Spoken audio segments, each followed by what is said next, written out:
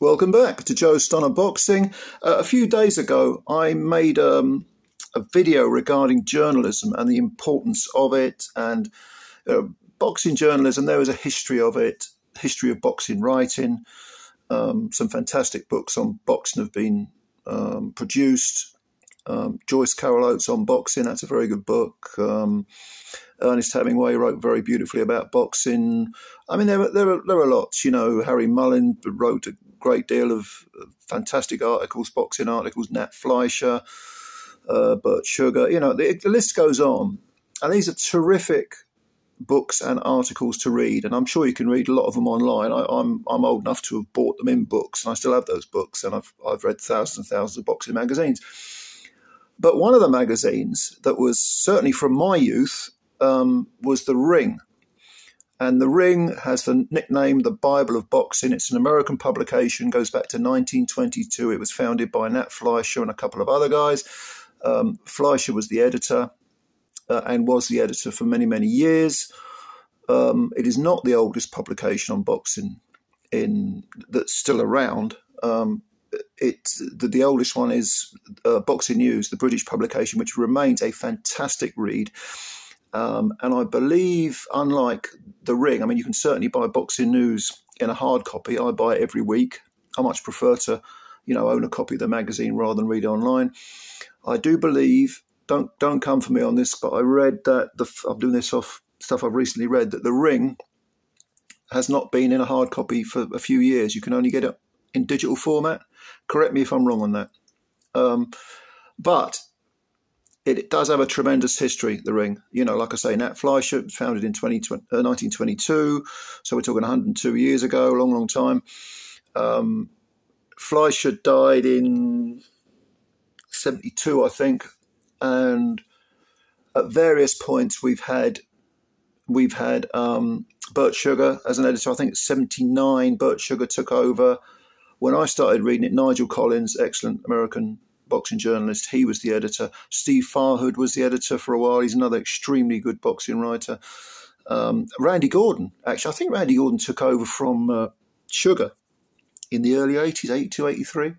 He was, he went on to be was it the commissioner for the Nevada State Athletic Commission? I think he was. So it's had lots of, it's been owned by various people, and most recently it was owned, in 2007 it was bought by Oscar de la Hoya, a subsidiary of Golden Boy Promotions. And of course, people raised their eyebrows at this because they thought, is this just going to become a promotional tool for Golden Boy? But in fact, there was a panel of 30, 35 people who would do the rankings. And this was designed to sort of keep De La Hoya and Golden Boy from any kind of bias towards other fighters who were not promoted by Golden Boy. Now, of course, with anything, there is plenty of room for corruption. I'm not going to go into that. The Ring was involved in a few ratings, controversies, scandals, whatever adjective you want to use. This was in 76. I think they were involved with Don King, good old Don King. And there was some controversy about ratings, about being paid off and so on and so forth. I don't know the details. I'm doing this off memory. But anyway, the reason I mention all this is that a magazine that is over 100 years old, an American magazine, has now been purchased by TURKI ALALSHIKH. And ALALSHIKH, as we know, is, running riot in boxing, putting on all sorts of incredible Riyadh cards, soaking up all these promoters, getting them to cross-pollinate their fighters to do joint promotions and so on. And his influence, he wants to take over boxing, essentially. But you do have to ask, why has he bought The Ring magazine? Because as great as The Ring magazine, with its treasure trove of fantastic historical articles and documentations of fights and fighters and their careers and so on, yes, that's a great archive to have. But is that why he's bought it? I don't think so. I think he's bought it because of the Ring belt, which actually carries a lot of kudos. a lot of weight, a lot of gravitas in modern boxing. If you get that ring belt, a lot of fighters, they're very happy with that. They're like, yes, I am the champion. And that may or may not be true, you know, because you've got this argument about lineal champions and what that actually means. And a lot of people think it means something when it doesn't. And so, but with the Ring magazine, it does carry weight. It does carry weight.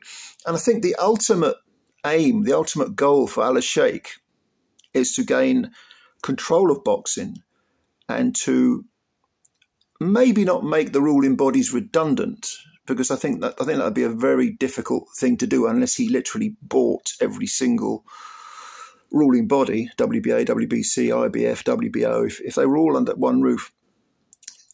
I don't think he'll get rid of them. Those are separate organisations that do have their own histories. But I think what he wants to do is he probably wants to make the Ring magazine belt the belt that fighters go for. So are we talking a UFC model? No, because let's not forget in the world, there are thousands upon thousands of professional boxers. Some of them don't have promoters. Many do, and they are different promoters. But there's no doubt that the inroads Al-Sheikh has made into boxing in just 18 months, 2 years have been pretty incredible. And with the advent of the Ring magazine, and it will be used, as a promotional tool, one might also say a propaganda tool for what Turkey wants. For, you know, it's always had a strong editorial bent, you know, which you could say is quite controversial, whether it's talking Fleischer, I remember Nigel Collins, Steve Farhood, they're all, you know, they're great writers, Bert Sugar, but they had opinions. And I remember buying, not just The Ring, but it had some sister publications as well. KO was one, Boxing Illustrated, and another one that I'm forgetting. KO, what else did I used to buy? About 3 or 4. But being in England, I had to wait maybe 6 weeks until after they were published to get them in England, because they had to import them. This was pre-internet, obviously. And so I would be reading the information, you know, after the fact, to put it mildly. Nowadays, if you put a bit of information down, you know, a day after it's happened, it's considered old news. In those days, you had to sort of gather it sometimes weeks after it had happened.